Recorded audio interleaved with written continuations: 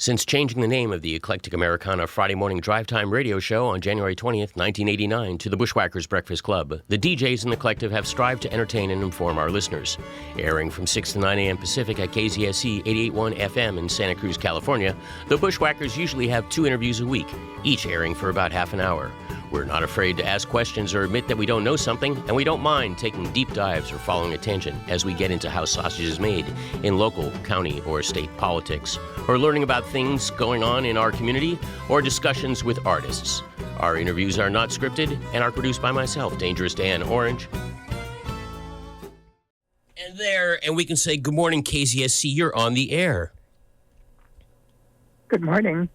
Is that Rosemary Menard? It is. Good morning to you. Well, you've got DJ Tamarindo, Golden Voice Gene, and Dangerous Dan here on the Bushwhackers Breakfast Club. We last spoke with you in February 2021. Yeah, that's a little while ago, isn't it? It is, and there are things afoot in water. Let's start by telling folks kind of, what your role is. Are you water czar for the city? I think it would be czarina would be the right term, right? Oh, very nicely put, yes. Yes. I'm the director of the Santa Cruz Water Department, and that means that the folks who produce and deliver water to about 100,000 people every day in our community and in some of the outside city areas that we serve, they work in my organization. Got it.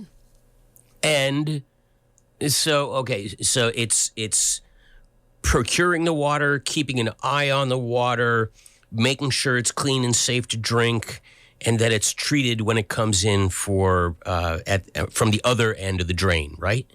Yeah, and it's actually a couple of other things too that maybe are a little bit in the background, which is we own the water department owns about 4,000 acres of land, including the land surrounding Loch Lomond Reservoir, where that we have a recreation program that we provide.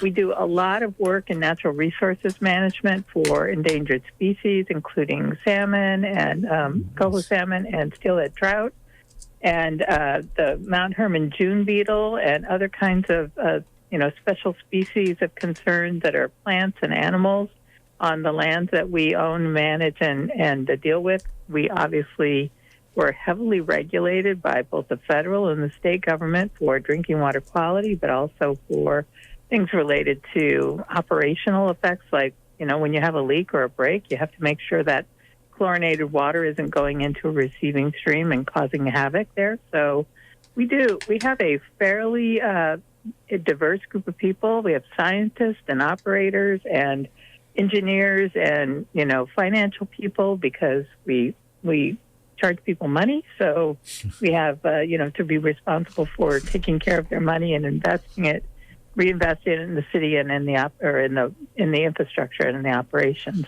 Well, Rosemary, before we dive into some kind of important things that are coming, one of our listeners, Scott in Santa Cruz, has a pointed question, and we're going to let you kind of answer it directly, because this is the Bushwhackers, and we're not afraid of anything, of making fools of ourselves, right? Scott, Me either. Scott says, with the new meters, the city can tell when you have a leak. That's great.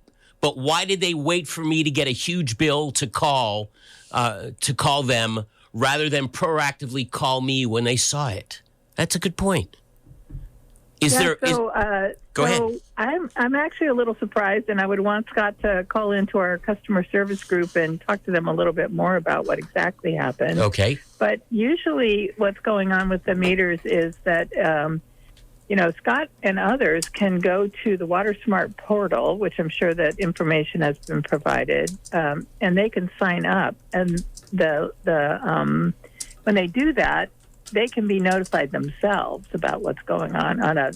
They can set their alert levels, just like a lot of things that you can do with technology these days. But if he's got a huge bill, he should definitely call into our customer service group and talk through exactly what happened. They'll be able to look at what's going on and, help him out. If we do have leak rebates, we've had them historically. So we just want to work with him to see what the situation is. Okay, great. Thanks. I appreciate that. Now, before we kind of take a even deeper dive into water, what is coming up at the City Council that kind of prompted the 15 pages of whereases that I read through and that we're going to talk about here on Bushwhackers? What's coming down the road here? When is it happening, and what's the vote? Okay, so we are asking the City Council on November 29th to take action on some new policy direction that actually is really important as it relates to water supply reliability and our ability to, adapt to and respond to the changing climate as it's affecting our weather and local hydrology. And the work that we've been doing this year is an extension of some work that was done in 2014 and 2015 for the council-appointed Water Supply Advisory Committee that was established after the community had a pretty negative reaction to the desalinization plant that the city was working on. And so the council set up a group of a diverse group of folks and said, give us some direction on how to tackle the water supply reliability problem, which is really long-standing here. That's what the 15 pages of whereases are about. And I think the point of all of this really is to set up a set of durable policies that can guide us as we go forward, very transparent as it relates to the kinds of criteria and values and, guiding principles we want to use in selecting and implementing projects, a really clear and adaptable to changing climate reliability goal, which isn't about make this much water, but it's about adapt to the situation that we're seeing coming at us based on a lot of really impressive and powerful climate analysis work that we've done over the last couple of years in particular. Got it. Now, we have a question coming in from Eric, and I want to get there by kind of patting ourselves on the back the way our youngest son, Gabriel, did when he came home from Westlake Elementary one day and told us that Santa Cruz uses the least water of practically any place in California, and that, we use on average across Santa Cruz 44 gallons per day per person, but for indoor users it's 35 gallons per day, which is what, a fifth of what the rest of the state uses. And so that has allowed us to kind of get by with what we've got, and we'll go there in terms of new storage. But Eric asks, is this a result of demand-based pricing? How has that worked out? So our price structure is heavily signals to folks that we, use what you need to use, but the more you use, the more you pay. And that's been specifically requested and supported by council members and community and rate studies and rate decisions that we made in 2016 and also in 2021. So yes, we incentivize conservation, and our folks have embraced it. After the 2014-2015 drought, where we had rationing in place for both those years, our customers really adapted to the behaviors and the practices that they had taken up during the rationing, and they never have gone back to their pre-drought behaviors. So that behavior is really very stabilized now and leads to the information that your child was telling you about our current gallons per capita per day, which is, if not the lowest, it's one of the lowest in the state and probably in the nation. Gotcha. Okay. Now, let's kind of pivot to the big change here, which is kind of incorporating climate change, and as you put it in the press release, climate proofing the water system. And maybe I'll paraphrase a couple pages of whereases earlier in the show when we were talking about the interview, I referenced Vegas because what happened, what the rain that falls in Santa Cruz stays in Santa Cruz. Yes. No water comes into Santa Cruz that doesn't start here. So that's kind of the frame, but kind of riffing on a 1970s clothes commercial. The wets are getting wetter and the dries are getting drier. Right? That's where we're going with climate. That definitely seems to be the case, and we've had some pretty illuminating presentations at our Water Commission meetings over the last several months to talk about not just what's going to happen in the future, but what's already happening, and that is producing that increased variability, drier dries, wetter wets. Okay, so the wetter wets we'll get to in terms of landslides and pipelines and whatnot, but let's start with the drier dries, because if I understand it, we've done well with the rationing that we've had to do, and everyone's cut back, and we've made it through all of our droughts, so far, mostly unscathed. But if we're going to have drier dries, we need more storage. Yeah, or we need a supply that is not dependent upon whether it rains or not, right? Right, like desal. Okay, I got it. So it's not just storage. Or recycled water, right? Right. So both those two, right? Right, so it's... that's exactly right. And that one of the things, just a couple of little quick statistics, if you look at the 100-year of history that we have, there's been a number of what are called critically dry years, those bad years where, it doesn't rain over the winter. And there are very few of them are back-to-back. We've had the worst case we had was 76, 77, which 2 years back-to-back.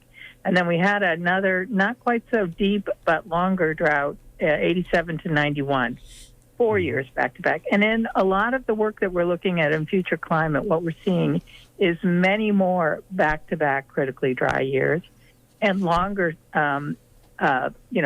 sequences of them. There's one hydrology scenario that I looked at that's not like way the heck out there in terms of the catastrophized worst case kind of thing, but it has a 10-year critically dry period in it, which is for us, that's our Achilles heel. We can't make it through that. Yeah. Right. In the current situation. Gene, you're leaning forward, so. Well, I'm still processing the 15 pages of whereases, and I'm in a place now where I don't have to worry about this. I live in Hawaii. Right. Okay. So right. I'm just putting it all through the head and trying to come up with an idea that, yeah, you do need more storage. You do need to find other water supplies of sorts other than just rainwater. If Santa Cruz has got one of the lowest usage in the state, if not in the nation, I don't think you can ask the people to tighten the belt any further. No.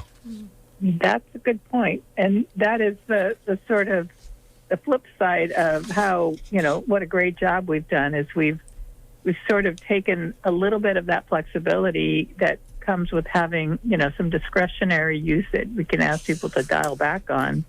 We've removed that from something that we can depend on now, because I agree with you. It's not free and it's not easy to curtail people when people's use is already as efficient as it is. Right. Right. And then there are, of course, other people, other places that will use water without conserving. Is about the best I could say right now without getting too deep. In other words, they're splashing water wherever they want to. But I don't think that happens too much amongst Rosemary's 100,000 customers. No, not in Santa Cruz. That's what I'm saying. In other parts of the state. Gotcha. It's definitely variable. And so it isn't, this is one of the reasons when the state wanted to put on the, everyone has to go to stage 2 of their water shortage contingency plan. They were recommending that last spring. Right. And I went to the State Water Resources Control Board and I said, I don't actually think that's a good idea for Santa Cruz, because for us it would be stage 2 and it would be rationing. And we were at 90% of reservoir capacity, and we really are very efficient. And so our message to our customers this year was stay the course. Yes, the state's in a drought. We're pretty good, and they did stay the course. Good. So if you're just joining us, folks, we're talking to Santa Cruz, I would say city, but you have 100,000 customers, and that's a lot more than a city. So Santa Cruz Water Department Director Rosemary Menard. Okay, let's do a little history here. I didn't realize that Loch Lomond was created in 1960 with the construction of the Newell Creek Dam. I thought, I always thought that it had been there much longer. So that set up Loch Lomond, and Loch Lomond was designed to pretty much cover all of the Santa Cruz water users, and it did pretty well until, like we said, we got to these dry years. And then in 2014, the city put together the the Water Supply Advisory Committee, the WSAC, and they issued a report in 2015, and the resolution that's going in front of the city council is really picking up on that 2015 set of recommendations and bringing it forward and adding climate. Is that a fair summary? We did look at climate during the Water Supply Advisory Committee work, but I think that what we're really doing here is we had a set of recommendations, and we've done a lot of work to implement those recommendations, and we're basically codifying the policy direction, particularly with respect to the criteria and the values and the commitment to transparency as we do this work. And then we are adding some very specific things related to a reliability goal. This is what we're going to try to achieve as far as water supply reliability. That goal is to have a supply system that will allow us to meet people's regular demand, even in longer term droughts, so that we wouldn't be calling on conservation or curtailments as a mechanism to further ratchet back demand, and to sort of give some direction to the department, again, transparent, very upfront about what we're going to do next to bring forward the projects that will deliver that reliability. Okay, let's talk about the 4 options for supply, because if I understand what the city council is going to vote on, is they're going to direct you to study these 4 options. You can do all the studying and planning and engineering you want, but we're not breaking ground on anything, and we're not favoring one option over another right now, but there are 4 options. Is that correct? So yes and no. We've been doing a lot of work on these various, on these 4 sources, right, with different kinds of projects that you can do. And we do have one of the sources, the aquifer storage and recovery, which is additional development of surface water. We do have that work going on in a project in the Mid-County area called aquifer storage and recovery, and actually put 100 million gallons into the ground last winter in spite of how dry it was, and took about 80 million gallons of that out. That's about 10 days of supply for summer use for us in the current level of demand in the summer. That project is potentially able to produce about 1.6 billion gallons of additional supply, and we are definitely moving ahead with that. So the answer to the question of we aren't saying this is what we're going to do and nothing else.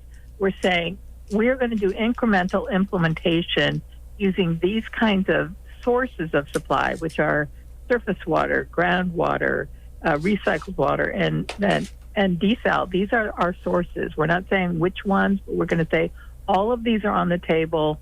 Everything about them that might be necessary is going to, to get us where we need to go is going to be taken into account. But let's be clear, we're not taking desal off the table because, honestly, we can't take it off the table. If we don't have enough recycled water to meet our need, then we're going to need another source of supply. If the storage in the local aquifers, either of recycled water or surface water, isn't adequate to meet our needs, and we need solutions that don't require storage, which would be things like direct potable reuse or desal. So we've got to keep everything on the table, but we have to start moving forward. Is Loch Lomond 2 off the table? It just doesn't exist in terms of a place to put it? There really isn't a way for us to do surface additional on-stream storage, like a new dam. That's, most of the dam construction that's being talked, or the additional storage of surface water that's being talked about in the state, is called off-stream storage. So the Sites Reservoir in north of Sacramento, and the Temperance Flat Reservoir, and even the Pacheco Pass one that are being talked about in sort of in the Central Valley. These are projects where water is pumped to those facilities when it's available, but it's not putting a dam across a stream like Knoll Creek Dam, dammed up the stream and created a reservoir behind it. So deep into the whereas packet, there's a goal of having 500 million gallons a year by 2027. What percentage of the total goal is that? It's about 25%.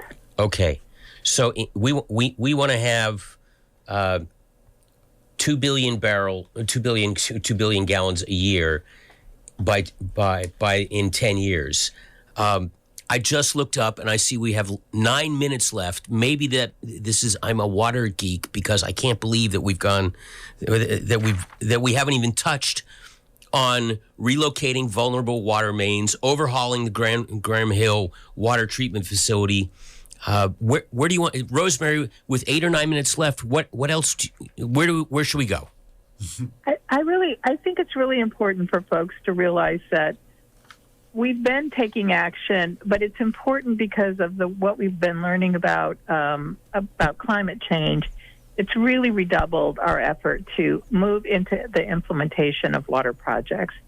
And that means, keeping an open mind, but also starting to work both regionally with our partner agencies, the other water utilities, the groundwater agencies, to really figure out how to make ourselves resilient and reliable in the face of the kinds of challenges that are coming with climate change, to make things more efficient. This is what this policy direction is designed to do.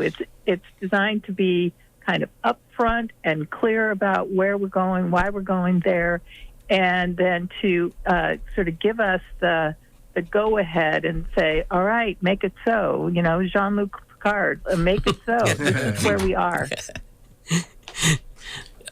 Does the city work with the surrounding water districts? Yeah, the two groundwater districts. All the time. Okay, there's one groundwater district in Mid-County, down in Soquel area. Right. And another groundwater district is up in the mountains with San Lorenzo, Scotts Valley, Mount Herman. Right. And we work with them all the time. So the project that's been going on and tearing up the streets in downtown Santa Cruz over to Live Oak and whatnot, that was to take treated wastewater and inject it in order to kind of push back saltwater intrusion. That's exactly right. That's the Pure Water Soquel project. That is a project the city has not been the lead on, but we've been definitely supporting their activity. And we know that the facility that they built, the pipeline in particular, it's oversized against what their need is, so that we can potentially work with them to expand their treatment facility over on Chanticleer Avenue and Soquel Avenue, and potentially make more of the same kind of water that could go into the ground as drought storage for the city, or another, in some kind of regional project. And we've been exploring those things. But that's not the same thing as our aquifer storage and recovery with the Belt Swell fields. No, because that's using surface water that goes through the Graham Hill water treatment plant and is delivered through our existing distribution system to those wellheads, goes into the ground, and then comes back into the system in exactly the same way. And where is the Belt Swell field? It's there are actually 4 different locations. One of them is north of the north. I don't never know if it's north. Yeah, I guess it is of the Highway 1 by Research Park, and the others are sort of more down in the the Pleasure Point kind of area. There's several sort of down below Capitola Road between there and sort of Portola. So Santa Cruz Cruz Water Department Director Rosemary Menard, we've been focusing on the drier dries, but what about the wetter wets? We've got 4 minutes, and what the wetter wets mean is more landslide potential to take out water mains. Yep. So we've got some great projects going that replace the Graham Hill Water Treatment Plant. The Mill Creek Pipeline, which goes between the dam and it's our backup storage or the backup supply when the river is really too turbid, which happens when we get storm events, right? Mm-hmm. So that brings water then from the reservoir to the treatment plant. And the treatment plant is getting upgraded, but also that pipeline, which broke 5 times during the 2 months of January, February of 2017. We've got replacement plans that are, ready to go, and we're looking at funding opportunities from those plans through FEMA hazard mitigation grants, but also through other funding methods, low interest funding methods. So, Rosemary, I know that this is coming up for a vote on November 29, and the vote is to codify, if I've got that right, this, the upgrading and the updating of those recommendations from 2015, adding, climate more, well, it was addressed in 2015, but this puts it into, I guess, the city code, and also shows everybody exactly what direction you're going in, but it doesn't make any final decisions. But if we want additional supply in 5 years, it's something's got to move quickly.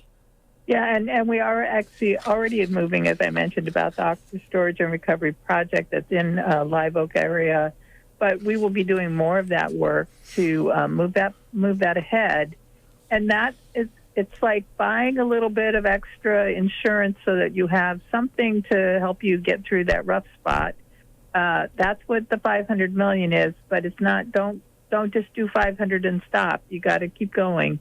So the next thing that's happening is a sort of an implementation document called the Water Supply Augmentation Implementation Plan, and it's going to lay out the roadmap for all the actions that are going to be taken, and that's going to be worked on in 2023 and early 24 with the Water Commission. So stay tuned, and you'll be hearing more about the details of how we're actually going to get where we need to go.